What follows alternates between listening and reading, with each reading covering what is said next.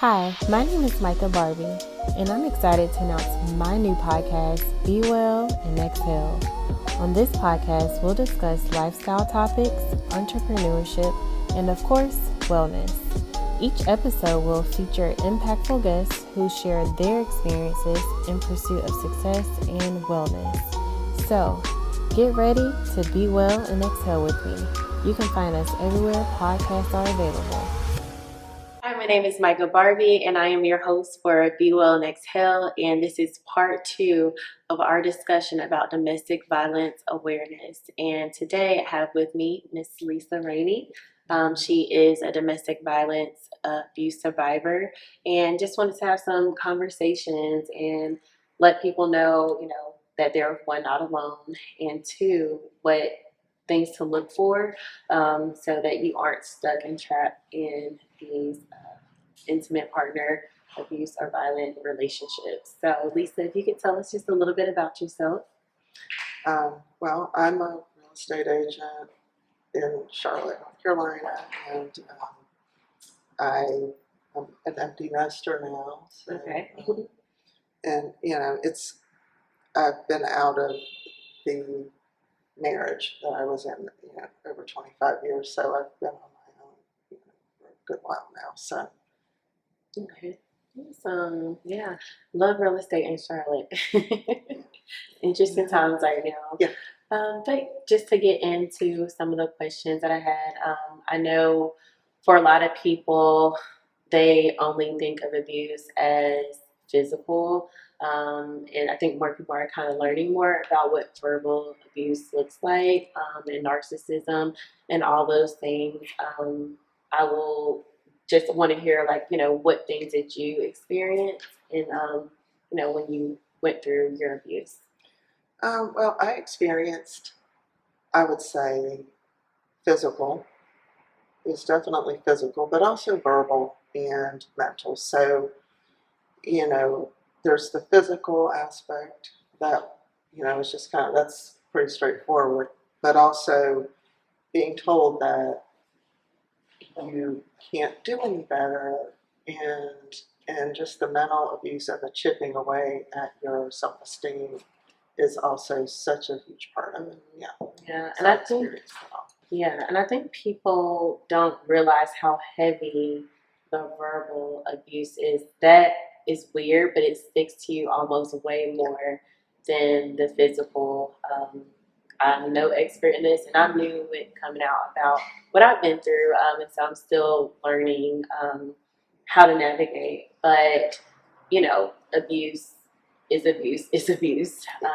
For me, I will say I want to hear how yours started because it's a lot of red flags that we ignore in this, and I think for me, I ignored like some of the controlling factors. I ignored objects being thrown, even if they weren't at me. I ignored punching holes in the wall and things like that, and I didn't consider it abuse because at one point it wasn't physically happening to me, and until I started to kind of talk a little bit more to people that really cared about me. It's like, these are not healthy signs.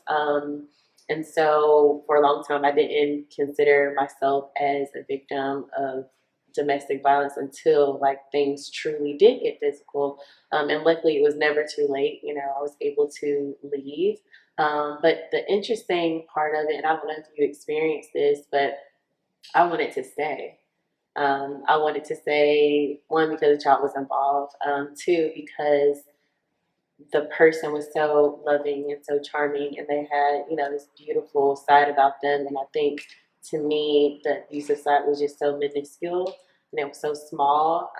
But although I saw that or thought that at the time, it was so huge and turning me into a different person that I no longer recognize. I started doing things out of character, and then like having to learn how to forgive myself. So I just want to know, what are your thoughts on that? And like, how did you navigate, or what were, I guess, your red flags that you might have ignored, and then, walked away from? Well, in my case, I was very young. I was married at the age of 20. Mm-hmm. Oh, I'm sorry, 19. So I got married very young. So that in itself is a red flag. Yeah. Yeah, that I can definitely say that. Mhm. And my self-esteem was not the best at that time. So I went into it not in a good place with myself, which is a red flag in itself. And then, sometimes you are drawn to someone that may not be the best for you. Mhm. And if they do have charm and, make you feel like you're, the one and they will change for you, it's very easy to get drawn into that especially when at the age I was 19 years old. Yeah. So that is a huge red flag, number one. And then, my situation was the abuse started very early. So I was, I chose to ignore certain things, or almost felt like I was not deserving, but, I was willing to look past it or work through it and believe it when they say they're not going to do it again. So mine started very early on, Yeah. and I chose to stay because a child was involved very early. So I wanted to work on it. I thought I would be able to, work through this. I thought that person would change, and, that's not the case. So, don't ignore those very clear red flags right off the bat with, um, if there's alcoholism involved, which there was in my case, um, and just certain behavior, running with the wrong crowd, or, um, alcoholism, drug abuse, things like that. So mine was not hidden. Mine was not inconspicuous. This was right You in. just see, but you just chose to kind of. I chose to keep pushing Yeah. forward and see, if I could make this work, because I wanted it so bad Mhm. to work. Yeah. Because I did love him. He did have a good side too, So, and then I also had another child, soon after my first. So Even harder, I'm sure. yeah. Yeah. So, Okay. so my self-esteem started not in a great place, and just kind of went down. And then, the verbal abuse is also very, like you said, very. It's almost like haunting. Yeah. I think mine probably more recent than yours, but like for me, I still think of certain things that they said to me that I still like subconsciously apply to my life. And, I won't say like I'm 100% healed from the situation. Because I thought, like, okay, it's been so many years, it should be gone. But it's like little things, like it was little arguments over this is not how you fold a towel. You shouldn't be folded that way. So when I left this situation and I'm home by myself now folding towels, I'm thinking, get frustrated with myself because I'm still not doing it the right way. And so people think just because you're out of that situation, that you have let go of like everything, but it's like it still carries with you, like the self, the insecurities, um, from the verbal abuse of like, the body shaming, all these things. Like I still have insecurity about certain things that they might have said about my body. Like I still think about it when I put on certain clothes. And, so it's really like people think like, okay, you're out of it, like you should be good now. But like those things linger to me more than the physical things that took place. Which is, I think it's a part of the healing process and the journey. But I did want to know, because I know you're again some years out from that situation. How did you forgive him? I did. Okay. I did. I forgave him. And How did you know, like, you truly forgave him? I just let it go at some point, as far as expecting that And he actually did apologize to me at some point in his life. He said, I'm sorry for everything I did to hurt you. He did. But I think I forgave him before that. And in my mind, I forgave because I needed to in order to move forward and just take care of my kids and not hold on to what he wasn't doing. There's certain things I tried to keep him accountable, but I knew what I was dealing with as well. So I knew I just had to take care of my kids. So I did forgive him in that respect. I didn't hate him for the duration. But he also apologized to me, which I think a lot of women don't get. Yeah. That was, It's tricky. So Yeah. for me, I definitely got apologies closer to after things had happened.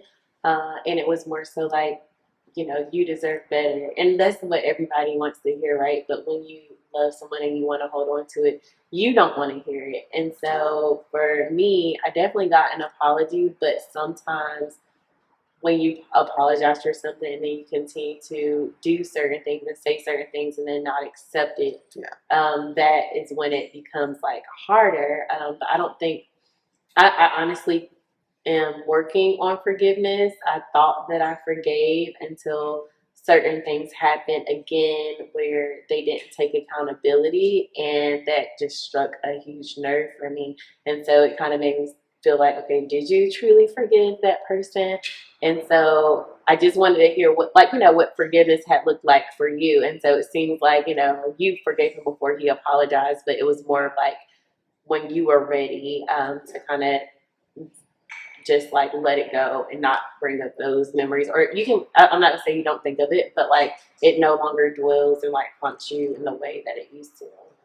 I do have to say though, and this goes back to what you were saying about the verbal abuse and the effect that it can have on you for years in that haunting aspect. You can forgive, but I don't think I truly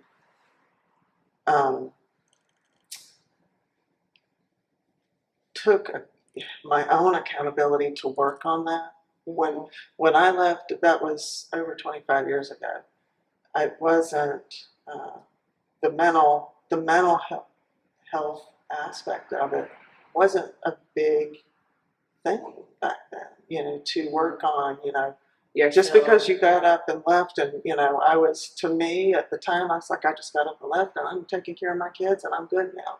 But the mental aspect of all the abuse and what it does to you, that does stay with you.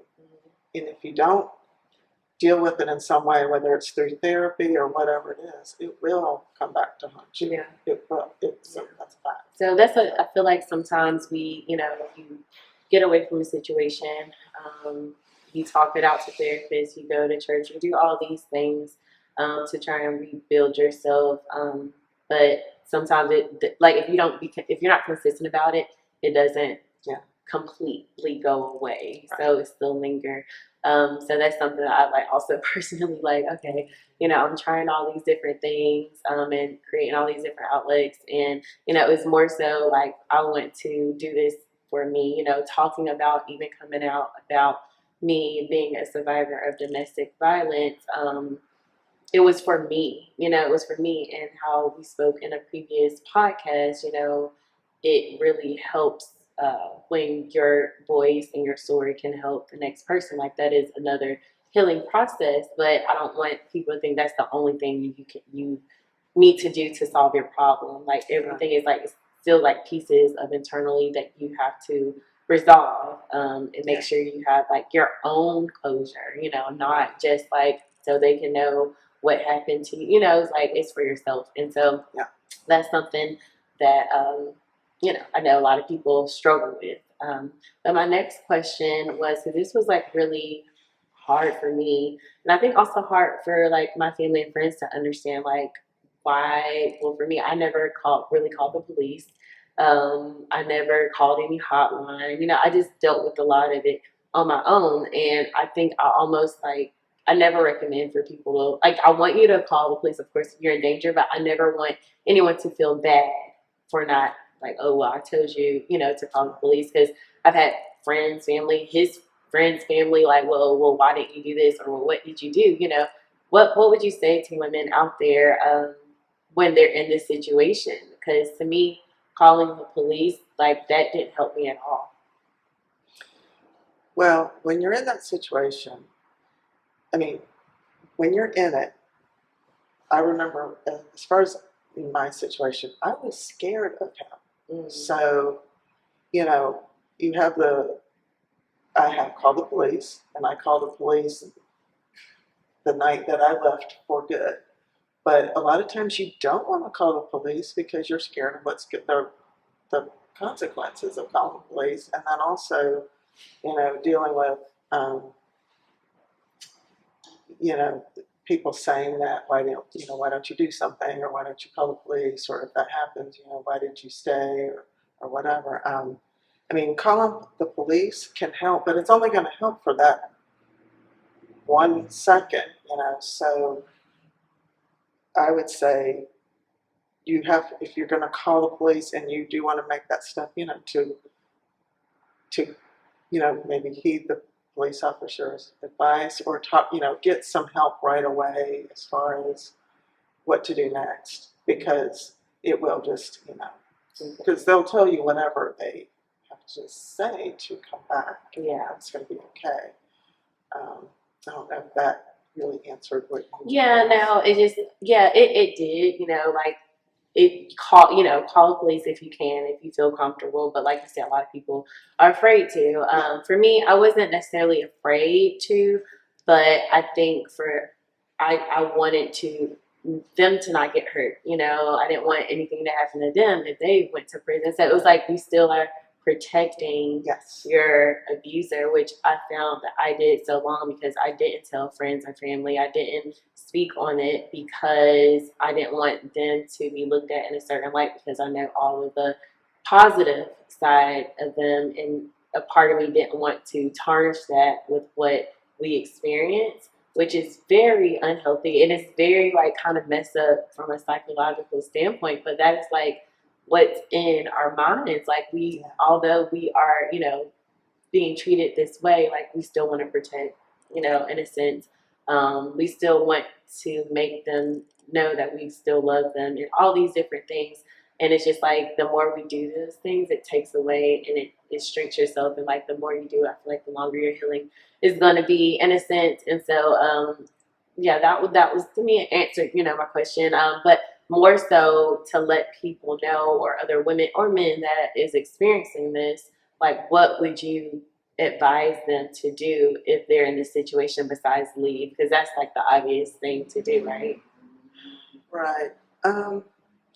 You know, there's different avenues, of course, but I mean, I do have hope that people can go to therapy and work through these things. So, but it's very tricky when you're dealing with an abuser, even on any level, that they're hurting you in some way. So whether it be mental, verbal, physical, I would say seek help from someone, and I would say, in a professional capacity, whether it be, immediately find a good therapist, ask your friend, talk to, trusted people in your life, or, I mean, leaving is also an option, but if you can't leave, start working on talking to other people, and kind of get yourself out of because you are under their control to some extent. So, talking to other people that you trust, that have your best interest at heart, and, have resources, whether it be counselors, there are a lot of resources out there to kind of get the process started, to decide, you have to do something. I think that for me, I wish I would have, just being realistic. I think it's a lot of delusion Yeah. when you're in this situation, and you shouldn't be in it. So you come up with all these scenarios of like how this can work. But I think the most important thing is like really be realistic with yourself, and create some type of plan. Like write down, okay, can I see myself continuing to possibly endure this for the rest of my life? Or, is there something else out there? And I think for me, speaking with other people who have experienced it and overcame it, was helpful. So that's something that I would probably recommend, seeking out, foundations like Lazaria, that's just a little bit more not so franchisey and more personable. Also, I wish like that no one told me to like, okay, well, why did you say just all these different things? I wish it was more so like I'm here for you and I'm ready when you are wanting to walk away versus just leave or just call the police or just all these like obvious answers. Like I think for anything you want someone to not judge you. And so I just always want anyone who's experiencing any form of abuse, male or female, to really find that person. I mean, it's almost like when you are like a drug or alcohol abuse, all those things, and you have that one sponsor. I think that we should look at abuse in some form of addiction because you keep staying. It's not healthy. It's not right for you. So find a sponsor. And it sounds kind of crazy, but like I think that is something that should be pushed. And then also if you are, in social media and all these things, if you're looking at things, look at what's on your timeline for things that are helpful and conducive to you, things that are going to inspire you, things that are going to push you, other people's stories, because I know that is kind of like what was most helpful for me. And then also just knowing, that you deserve better, and then also listen to your abuser, because it's times where they're like, you need to leave, you should go, you do deserve better, and just trusting what they're saying, because they might not know like that they can truly control who they are around you. And granted, they might be great for someone else, but it might just be something between you and them that they just cannot get past. And so I think a lot of times it's like as women, and a lot of even just non-domestic violence relationships, like why me? Like why am I not good enough, or why do I deserve this? Like I've done way less. Like for me, it was so crazy. I'm like, I did nothing in my mind to deserve this compared to some of his exes and what like they did to him, like the cheating, all these things. So it was just like, what did I do? And sometimes it's like I had to get myself out of that. It's like, it's not you, you're just not that person for them, and that they need to seek help on their own without you, in a sense. And you have to also create some type of strength within yourself, and just recognize your worth to walk away, because you also have some things that I have to deal with from just early childhood traumatic experiences for me, which I never really thought until like now I'm kind of dissecting my life a little bit more, that I went through, and I gravitated to that person because of what I lacked growing up as a child. So I think it's just my goal in doing this, and even just having this conversation today, is to just let other women and men know that you're not alone, and it's not easy to walk away. And I'm not judging, right? I'm not judging anyone. So yeah, so that would be my words of advice. And if you had any, please feel free to share. I know we're going to come in towards the end of this, but I want to just make sure that they can hear it from a survivor's mouth. If I have one last thing to say, it's definitely, you absolutely deserve only the best, and you have it in you to do it. I mean, don't ever let anyone make you feel like you don't have what it takes to be without that, because a lot of times that is what you are led to believe, like you can't make it without me, or you can't move on, survive without me. And then, you have the scenario where, they're telling you to find someone else. So, Which is not always, Yeah. you don't always get that. but just, I like that dig down deep, and that, it's in there. It is in you to do everything you need to do to have the best life. And the resources out there now are just so plentiful, and to find those people that will kind of help build you up, to help you along until you can kind of break away. Or I think that's important, like the Azaria Foundation, or, there's so many resources now, especially with social media, because I didn't have that. So I feel like, it's definitely, like you said, way more resources out there. And I think one more thing that I did forget to mention is that maybe what would you, I don't know what your experience was like with coming out about this to your friends and family, and everybody, is different. Some people might think that it's you, and some friends or family might say well, why are you saying, what would you say to those who have not been in your shoes, for those people, the friends and the family that are dealing with people in the situation?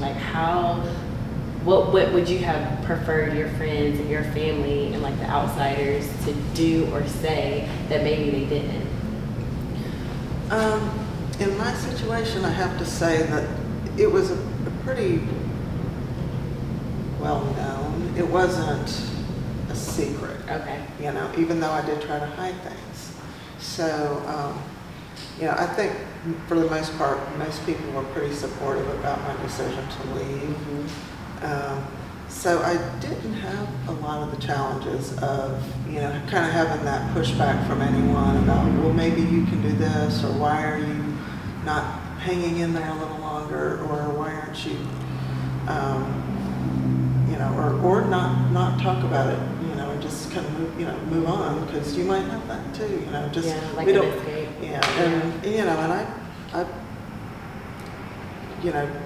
I would say that could be something that they personally have something going on where they don't want to deal with it. It just has to be, 100% support on what you need to do, and just, talk to them, but don't let anyone make you feel like you're making the wrong decision. When it's the right decision. You know what it is. So I think for me, mine wasn't so obvious. And I still to this day, a lot of friends and family just recently found out, a lot of things from me, and it's years later. But they knew something was wrong. I feel like since red flags before I did, and it was just something that I would have preferred for family and friends to really hey, these are truly red flags, do not go, stay away. But of course, you don't necessarily listen to those when you're head over heels in love. But I wish that they would have just kept pushing, pushing that narrative on me. And then also maybe even confronting that person, so they can hey, I know what you're doing. I don't think it's right.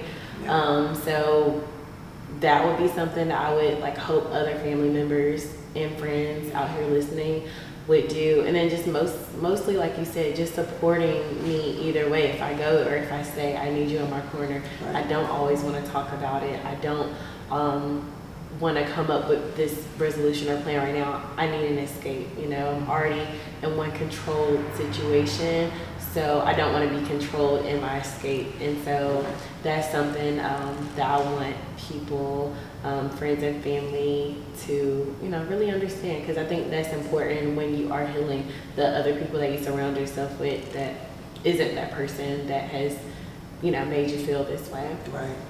Yeah, so awesome. Well, thank you for having this conversation. And honestly, I know I'm talking through it, but this wasn't easy for me at all. So I really appreciate you just kind of being here to support me, and also just hearing, what you experienced and what the other side of it looks like for you, and how I can kind of relate. Like, you said those verbal things still can kind of haunt you. You can forgive, but it's really hard to forget some things, and you carry it into other situations, which I know is not always healthy, but this is just like the reality. So yeah, I appreciate you for coming on and Thank you for having having me. this. Yeah, awesome.